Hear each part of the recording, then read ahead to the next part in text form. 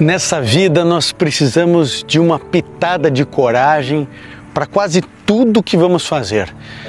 Mas existem momentos específicos onde a gente precisa de um caminhão de coragem para poder enfrentar os problemas da vida, coragem para viver, coragem para testemunhar, coragem para educar, coragem para se reinventar.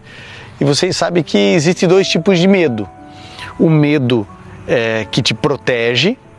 É importante você ter medo de comer veneno de rato. É importante você ter medo disso, certo? É importante você ter medo de atravessar a rua e ser atropelado. Isso te protege. Existe um tipo de medo que protege, mas existe um outro tipo de medo que paralisa, que impede você de crescer, impede você de avançar, e é nesse tipo de medo que a gente precisa ter coragem.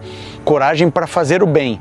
Perceba que coragem, ela pode servir para o bem ou para o mal. Coragem de se tornar um ladrão, coragem para se tornar um assassino, isso é um defeito. Agora, quando você tem coragem de defender os pobres, os miseráveis, quando você tem coragem de ficar do lado certo, mesmo que o lado certo envolva estar com a minoria, aí é uma virtude. Então, quando nós dizemos que precisamos de coragem para viver, é esta boa coragem a que eu me refiro. Veja o que a Bíblia declara aqui no livro de Atos, no capítulo 4, aqui no versinho 29. Isso mesmo, olha só o que diz aqui. Agora, Senhor, considera as ameaças deles e capacita teus servos para anunciarem a tua palavra corajosamente.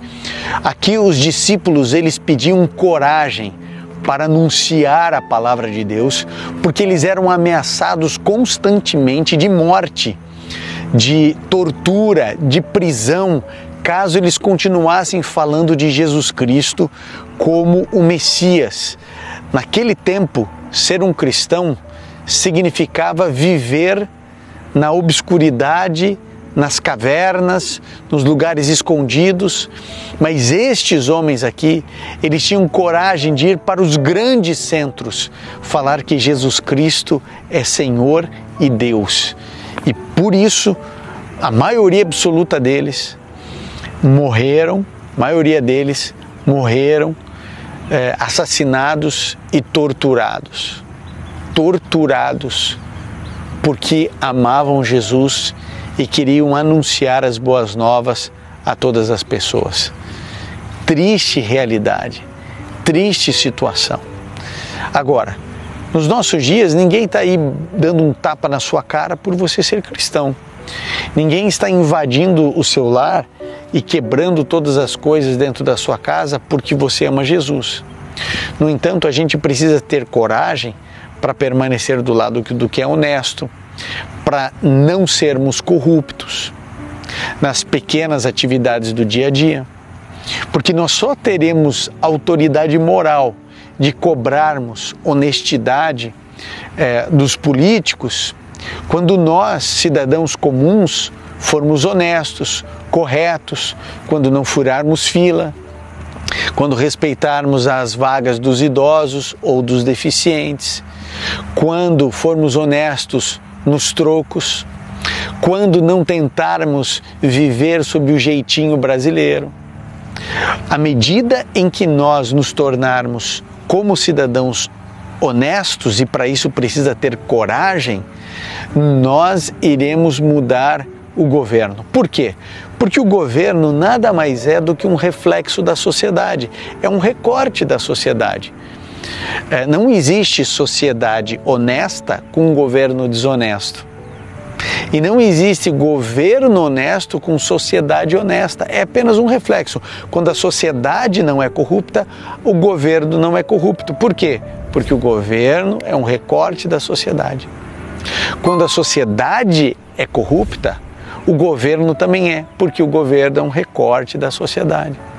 Então, vivermos na contramão desse mundo, sendo honestos, corretos, íntegros, isso, meu amigo, a gente precisa ter coragem. Na época dos discípulos, eles precisavam de coragem para poder falar de Jesus.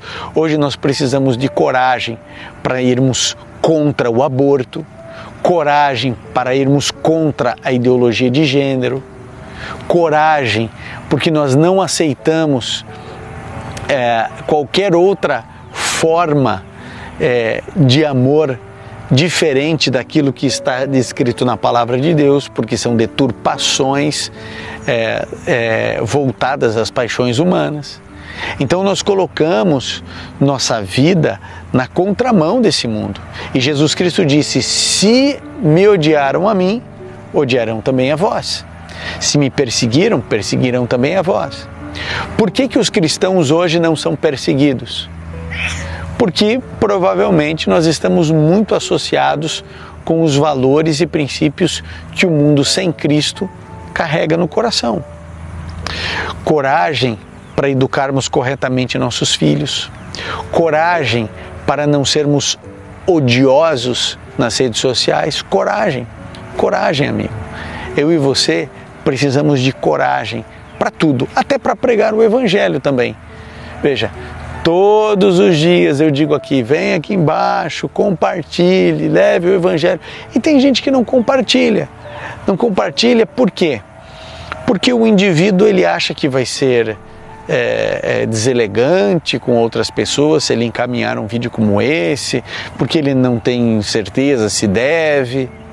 Ora, a gente compartilha tantos memes por aí, tudo que é engraçadinho, vamos lá, já compartilha. Se nós compartilhássemos a palavra de Deus como compartilhamos as mensagens engraçadas que chegam no nosso WhatsApp, tenho certeza que o Evangelho estaria muito mais vigoroso, transformando vidas. Querido, que Deus abençoe você, que Deus te dê forças nesse dia, que Deus te dê coragem para fazer aquilo que é certo. Essa é a minha oração e é por isso que eu te convido a orarmos ao Senhor. Bondoso Pai, nos ajude a sermos corajosos, nos ajude a estarmos na Tua presença e a vivermos o Teu querer e a Tua vontade. Permaneça conosco em nome de Jesus. Amém. E lembre-se sempre, amigo, Deus é sua força e fortaleza e é Ele quem desembaraça perfeitamente o seu caminho.